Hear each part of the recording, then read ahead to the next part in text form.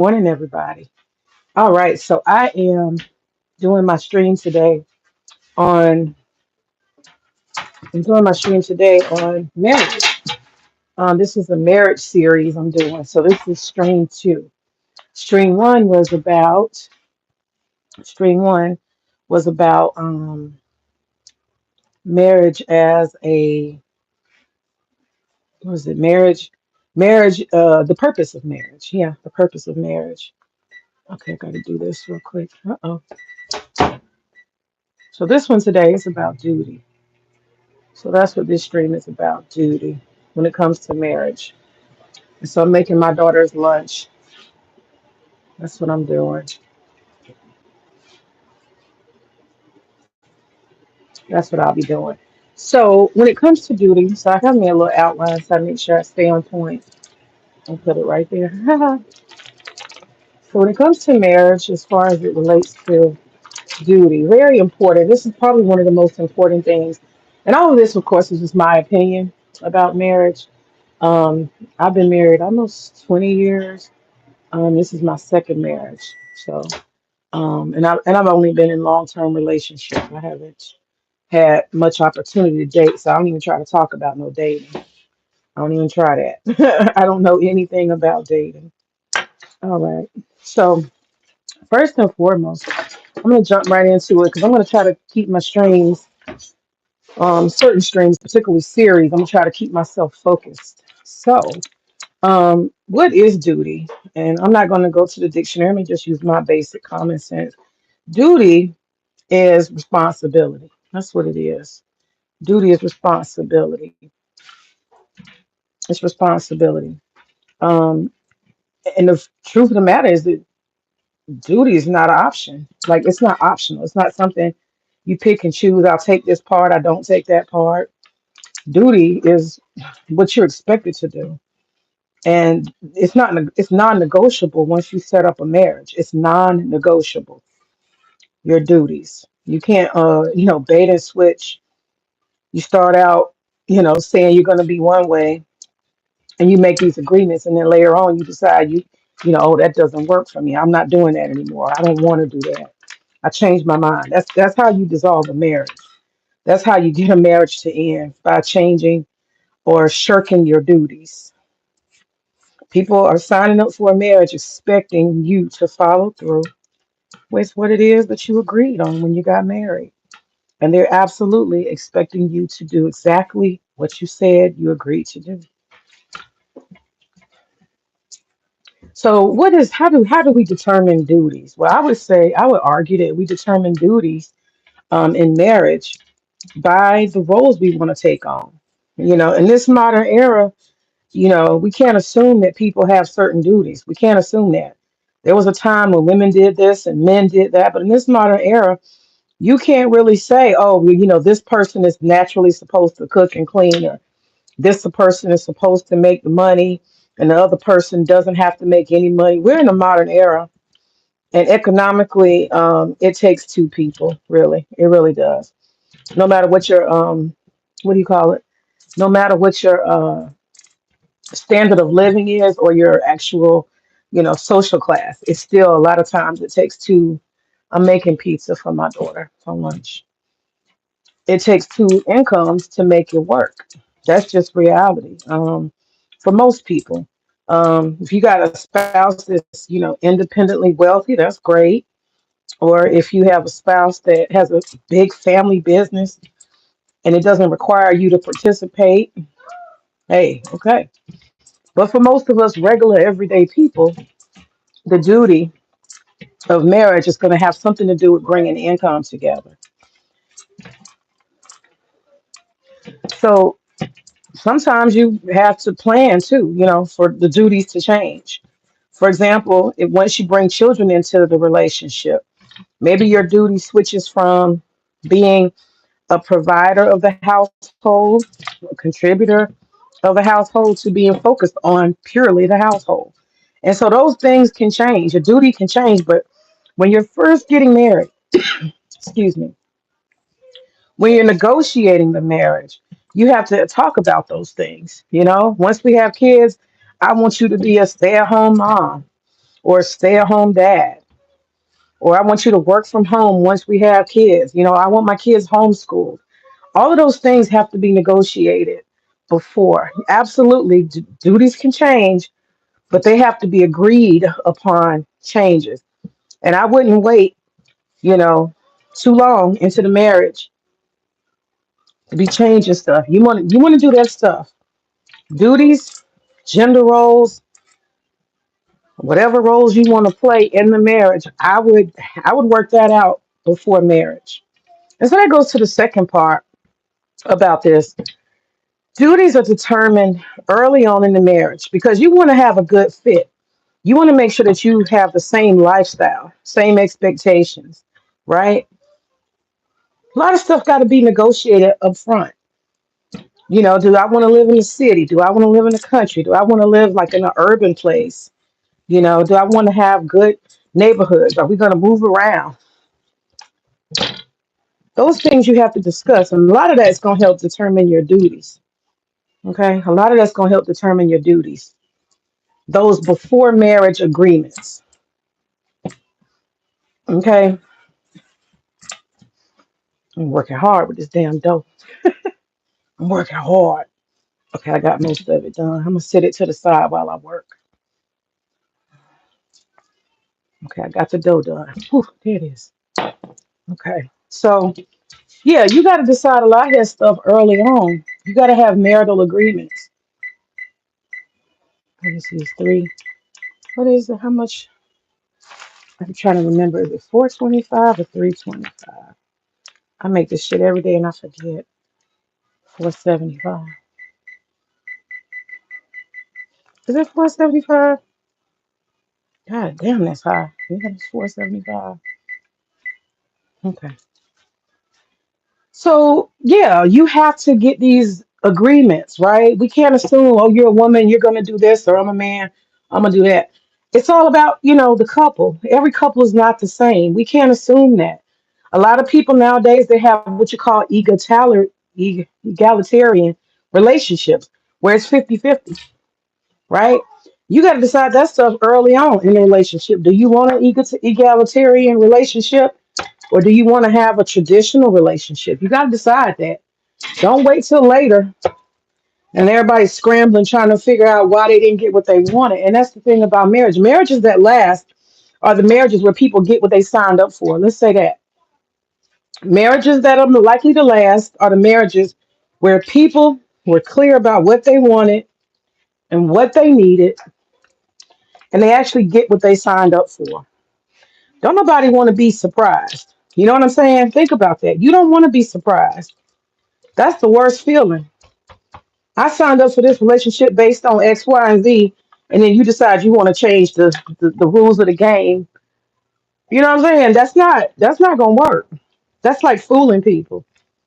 So before you get married, it's important for you personally to be clear on what you're actually looking for, what you want, what are the conditions, and then you're gonna have to make sure that you're clear and uncompromising. And that's the thing. You cannot compromise these early agreements before you get married. You can't compromise on that.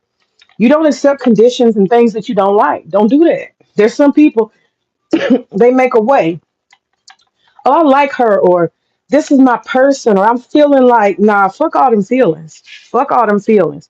Feelings ain't gonna save you. Love ain't gonna save you. Feelings and love is not gonna save no marriage. I'm here to tell you. When you don't get what you signed up for, that's when you got problems. Okay? You got to deliver what you sold somebody. If you try to deliver something different than what you that person signed up for and what you agreed to, and to not have any agreements, that's the problem. You setting yourself up for trouble. You don't have agreements. Who signs up and don't know what they signing up for? Who does that? But lots of people do. And that's why divorce court is so full. Because people are signing up for stuff and they don't have a clue. They ain't made no agreements, arrangements, right? They haven't set down the law. This is what I'm gonna tolerate. This is what. Put your boundaries down. Put your expectations down. Marriage happens when people agree. People forget that. Marriage happens because people agree. I'm going to say that one more time. Marriage happens because people agree, not because people compromise. I love the way that Jewish people approach marriage, and also Muslims. I love the way they approach marriage. It's so business minded, right? It is either a fit or it's not a fit. You are either marriage material or you're not marriage material. You're either mother material or you're not. Ain't nobody trying to find compromises and ways to make it happen. Nobody's hoping and wishing you're going to change and rearrange and evolve. Hoping and wishing none of that. You're going to show up to this marriage ready with the things that we agree to that you can fulfill or you're not. But ain't nobody looking for you to change and fix yourself or hoping that later on, you're going to be different and all that. That's the problem in the Western world. A lot of us don't make agreements. We don't talk about anything. We go based off of our feelings. And I'm going to just tell you, feelings are trash. Feelings are freaking trash. They're not worth nothing. Feelings and love, desire, passion, that can happen in marriage.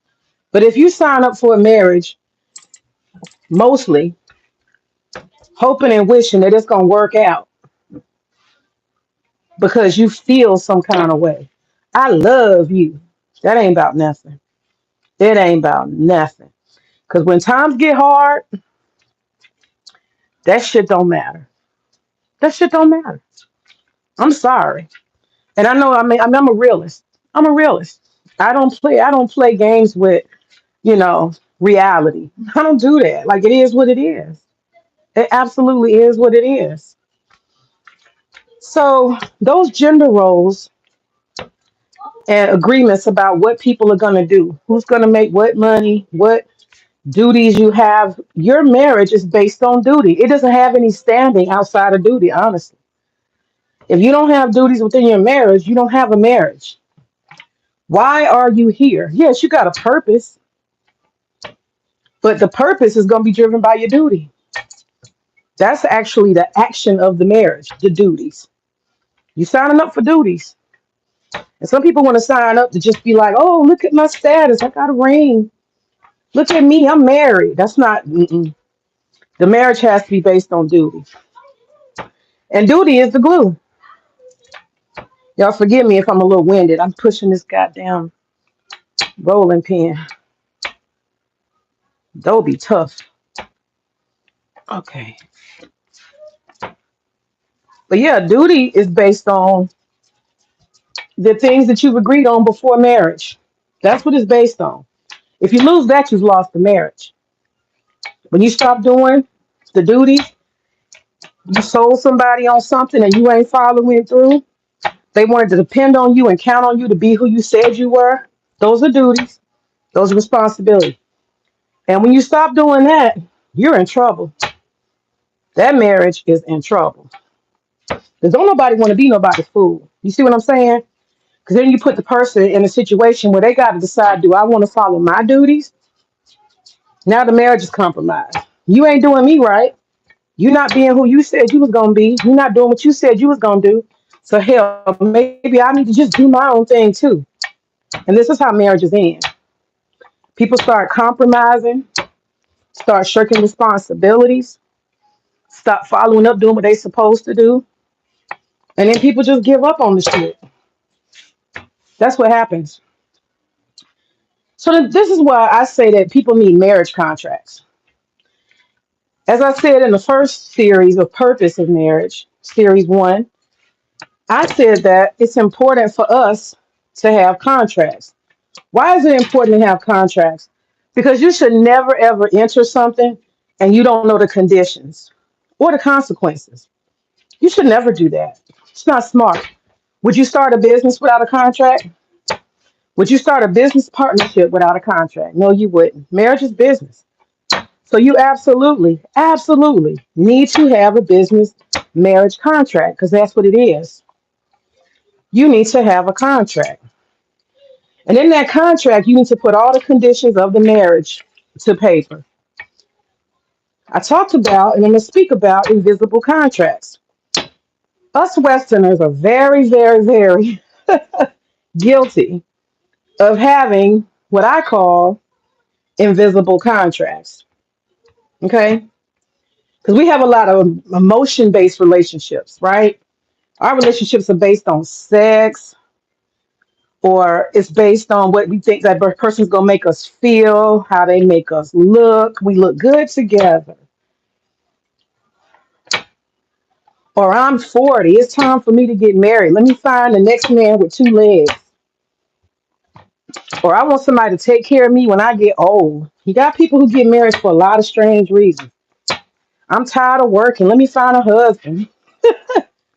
I need a stepdaddy for these kids. You know what I'm saying?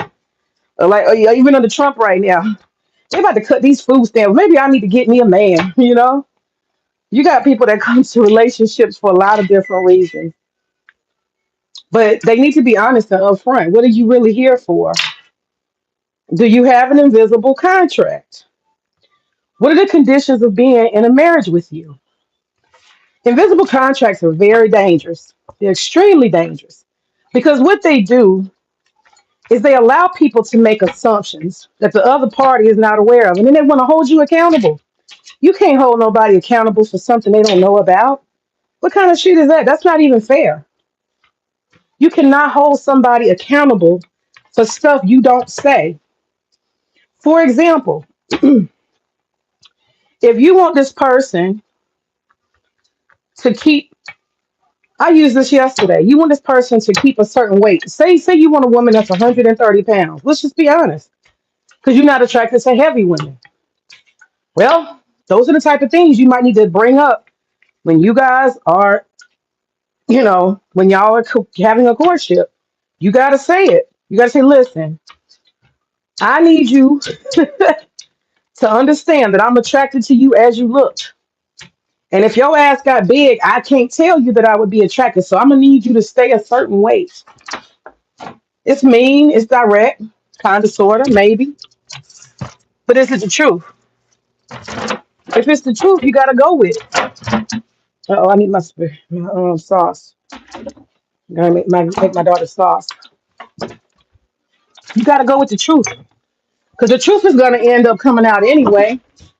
That's how people, they don't say that type of stuff. And then you're like, why did you cheat on me? Well, you got fat. Okay, well, I told you when we got married, one of the conditions was X, Y, and Z. You see what I'm saying? People don't want to talk about that. They don't want to be real. Don't be woke, be real. Tell people how you really feel. Tell them who you are. Tell them, listen, you know, or vice versa. I want a man who can provide a certain sexual whatever, you know. And if he ain't willing to do that, you know what I'm saying? You might get a woman with a high sex drive. These kind of things you need to have. Or, just even saying stuff like, look, I want to be, I want to watch porn.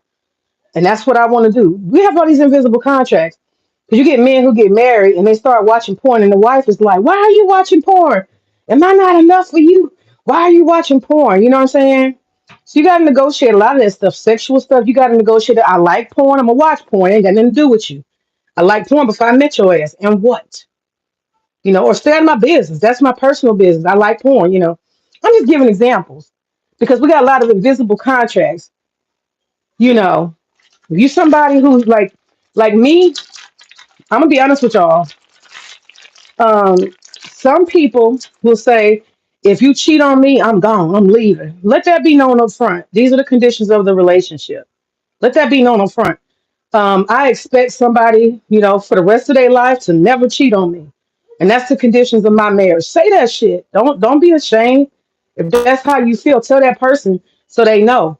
And when the time comes, if they want to slip up and scoot to the side or do some shit like that, now they got a choice to make. They know the conditions of the marriage. And should you find out they've been creeping and skeeping on the side, they know they have decided that they want to probably end that marriage just because of that. You see what I'm saying? Give people the tools to know. Don't have invisible contracts. Spill all that shit out. If you're the type of woman that said, listen, I don't never want to touch the trash can the rest of my life, I expect you to do all the lawn work and outdoor work, and you take care of that. I don't want to do nothing in the yard. Say that shit up front. So that man don't think, oh, you going to be a gardener. You going to help. You going to do this. You going to do that. And your ass ain't going to do shit. You see what I'm saying? Say all that stuff up front so people know who they're dealing with. Don't have assumptions. Don't have invisible contracts. Invisible contracts get a lot of relationships in trouble. I'm gonna give another one. A lot of people assume that when you're married, you're gonna understand that you're not supposed to travel without me. You can't go to parties without me. You can't be in certain company without me, right? Did that person sign up for that? Or did you assume that? These are the type of things. And so when it comes to duties, okay, I just finished the pizza. I just finished the pizza. I just finished making the pizza. So this stream is not going to be too long. So when it comes to the duties, I'm going to clean up while I'm waiting for this pizza to be done. It should take, what, 10 minutes? Okay, there you go. So these are the type of things you need to discuss. Take your marriage seriously. Vet a person. See if there's an actual fit. Marriage happens because people agree. It doesn't happen because people force it. Marriage does not happen because people force it. Marriage does not happen because people compromise. It shouldn't. If you got to compromise and give up things you desire and want, you probably don't need to be with that person. And that's the truth. It might hurt your feelings, but that's reality. It might not be for you. It might not work out. Because the compromise is cute today, but you're going to pay tomorrow. You know? If you say, I want children, you got to say that shit up front. There are people out here who want to be childless. You didn't marry somebody and they, tell you, oh, yeah, I want kids. And then later on, they talking about they don't want kids. You know what I'm saying? And then you're mad. So you got to have, and that might be something that you can't compromise on. That might be something you're not willing to give up. You got to be honest up front. You got to tell people who you are and what you're looking for, and don't compromise on nothing, men and women. So when it comes to finances, there are duties. If somebody is supposed to be a provider or a helpmate, say that shit up front. It's important. Those are duties. You can't shirk your duties. You can't go from a provider man to a non-providing man, sitting on your ass, not working, making everybody financially struggle. That's not going to be okay. That's not going to work. Some duties and relationships, they're going to come with the requirement that you contribute money. That stuff has to be upfront. Those are your duties. And come hell or high water, you better make sure somebody signed up for a relationship for help, financial support, 50-50 or whatever it may be. Your ass better show up. You better show up. Because we know for a fact in the Western world, 50% of all relationships end because of finances. And finances also means we're going to keep a certain, quality of life. You sign up for, a certain lifestyle, and then next thing you know, you feel like, why are we in poverty? I didn't sign up for poverty. You make poor decisions, we end up in poverty. This is all financial and work. I need a man with work ethic. If you decide you want to be a bum and you don't want to work, this is part of your duty or my work as a woman. I decide I just don't want to work. I don't want to contribute. I don't want to do shit. I want to sit around and be sorry as hell. You might be like, okay, now you crossing the line. You're not meeting your duties and obligations. These are conditions for a divorce. These are the conditions for dissolving the marriage. You're compromising your marriage. So work, responsibility, personal finance, quality of life, that stuff that is part of your duty as a man and a woman. If I decide I'm gonna stay home, you don't want me to stay home and then be sorry as hell. Who's signing up for that? Or I stay home and spend all your money while you make all the money. Don't nobody want to sign up for foolishness like that. Those are duties. And for the most part, if you do your duties that you've been agreed on at the beginning of the marriage, if you do your duties, the marriage will be long and lasting. I'll say that again. If you do the duties that you signed up for before you got married, you will have a strong marriage. Okay, so gender roles again. Gender roles is going to depend on on the culture, and it's going to depend on the couple. Everybody don't sign up for the same thing. I know in my household, I have certain roles. I'm the cooker, I'm the healer, I'm the grocery shopper, I'm the decorator. I have my roles, and that's what I bring to the table. I manage the bills in the household as well. I'm the bill manager. right? I determine when it's time for new stuff and keeping up with the repairs. And then I tell him what the repairs are, and he goes and takes care of the repairs. I have my roles. I'm also a gardener, so I keep the family fed.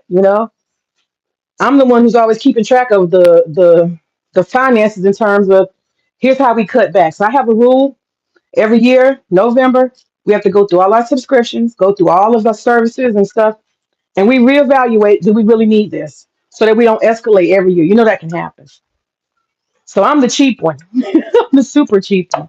So I'm in charge of the finances. I keep an eye out. And I also am the person who a lot of times makes the suggestions about the next steps and things that we should do. Both of us do that, but I also do that. That's part of my role. I'm gonna call myself the growth and development department. Okay, I'm a member of the growth and development department. But these are duties. You got to bring something to the table. Your duties is what you bring to the table. If you don't bring none to the table, ain't nobody gonna stay with you. Don't nobody want to be bothered. Give me something to hang on to. Give me something to want, look forward to. Give me something to enjoy. Give me something that has value so I have a reason to continue. And I tell me and my husband joke about it all the time. But I always, like people have anniversaries. I ask my husband, you gonna sign up again? He'd be like, yeah, I guess so. We sign up for each other. We sign up for each other over and over again. There's benefits to stability. Mhm. So family and community. There's also duties in that. You have to determine your duties as it relates to family. I'm gonna give a good example here. People think they just signing up for marriage like one person. You ain't signing up for one person. You signing up for a whole new side of the family, right? I'm waiting on this pizza to get done. It's almost there. You're signing up for a family. So that means when somebody gets cancer, when somebody's sick, um, when there are certain situations, emergencies, you have to be there.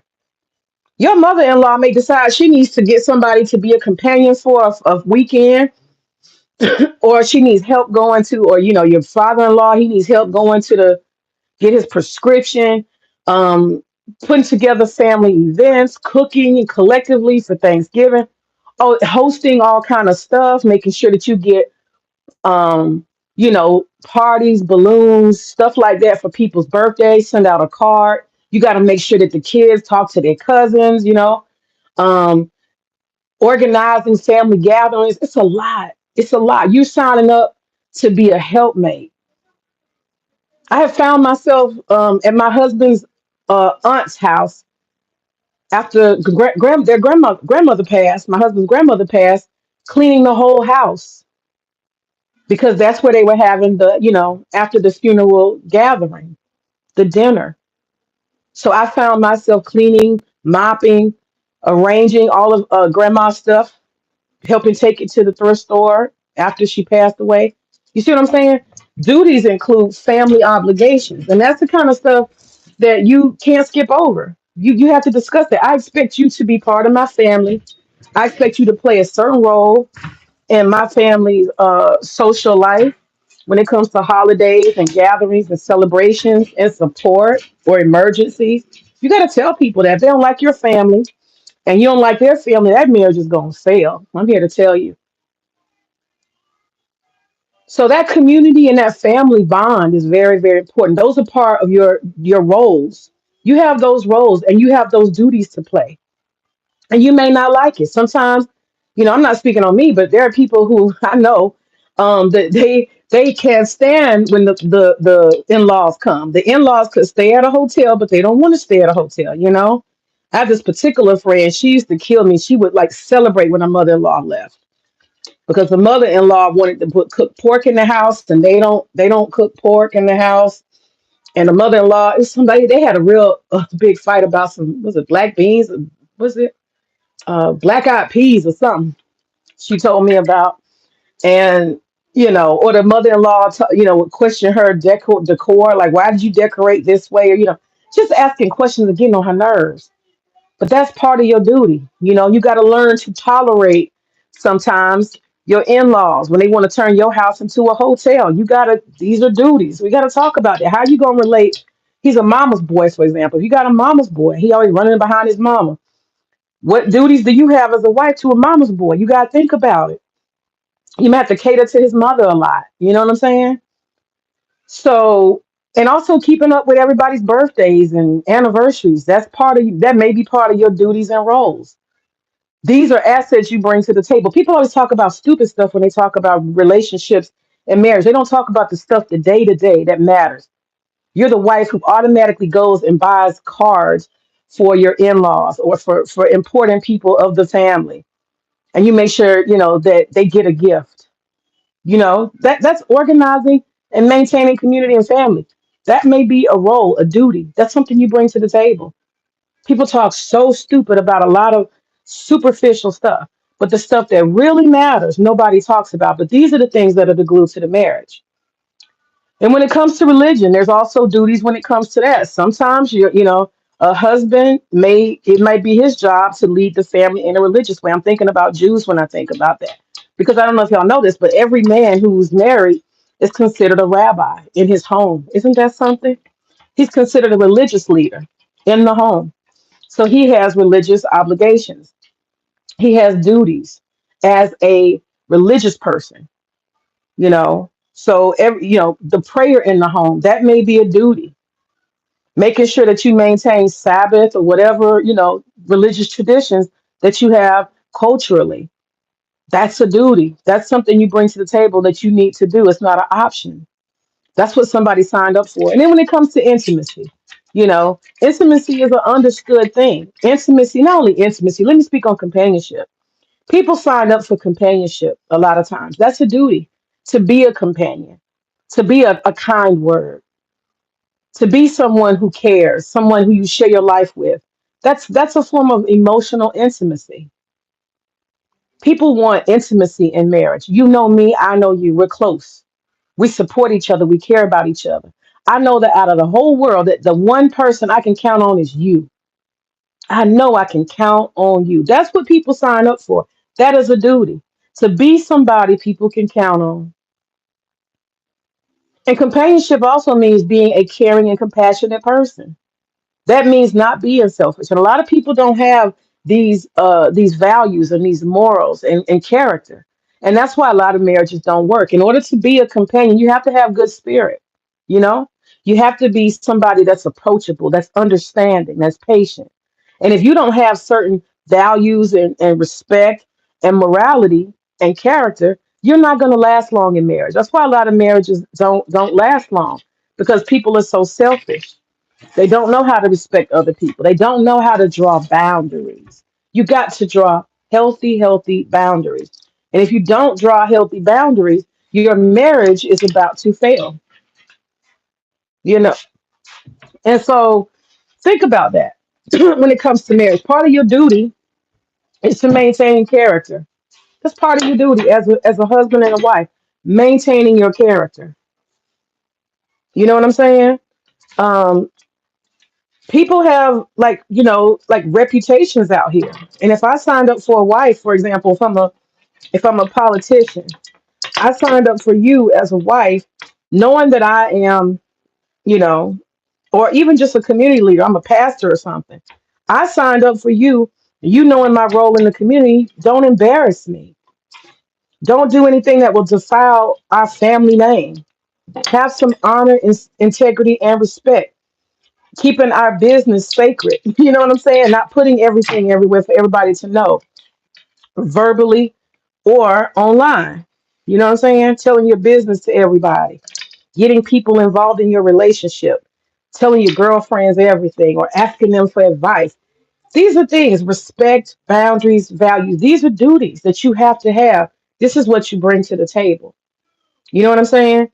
And stuff like that needs to be decided. Even when I say values, like you may be the kind of man you don't want your wife wearing certain stuff, and that's the kind of conversation you have to have. Don't sign up for a woman who dresses any kind of way, who carries herself in any kind of way. That's your fault. I'm just giving those examples. But part of your duty in marriage is maintaining the values, morals, respect and boundaries that you started with, that you agreed to. Maintain that. That's part of your duty. Don't change, don't switch up on nobody. Nobody wants to be tricked. Nobody. Pizza to be served. Um, and lastly, there are rules to a marriage. That's part of your duty. Maintain the rules.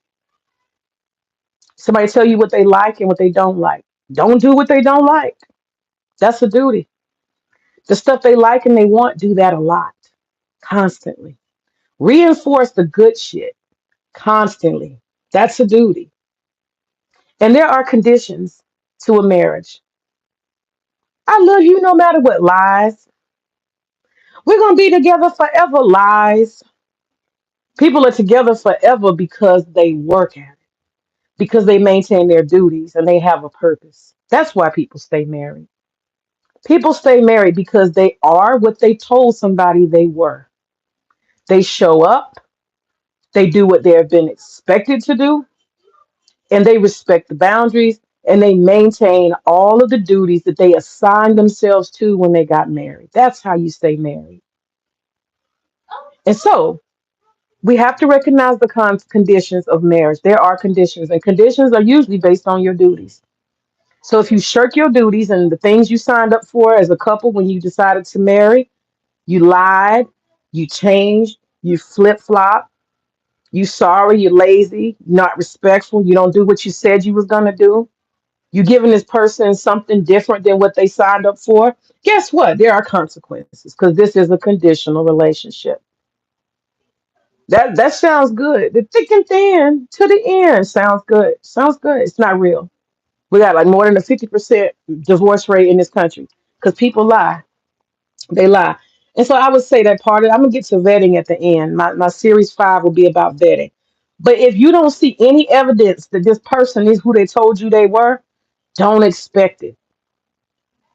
Motherfucker better have a whole bunch of evidence that they are who they say they are. They tell me, I love kids. Let's see. What evidence do we have that you love kids? That you're a loving person? I'm such a generous man. Let's see. How do I know that as a fact? Like, what are you generous to your mama? You generous to who? You see what I'm saying? You gotta test people. You gotta see is there any evidence in their life that they are who they tell you they are. And you gotta give it time because people change depending on the conditions. You can be with somebody and they're one way without a job, they turn to be a different way. They get unemployed, they lose a spouse, a parent or something. People can change because of circumstances. So the last thing is consequences. That's what I want to say.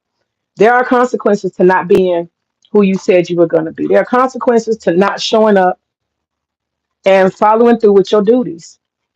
In a marriage, if you don't follow through with your duties and responsibilities, the consequences will be the dissolving of the marriage, the instability that comes with that. The consequences will be divorce.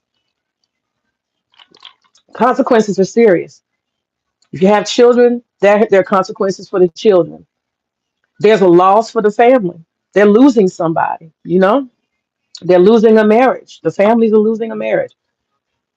The consequences are hard. They can be emotionally hard, financially hard. They can be big setbacks to go into a marriage and have it fail. It can be a financial setback, an emotional setback. It can be a setback that you never recover from. So I wouldn't take marriage lightly. I wouldn't take duty lightly. Be who you said you are. Show up and do what you said you were going to do. Follow your duty and you'll keep your purpose, Ashe.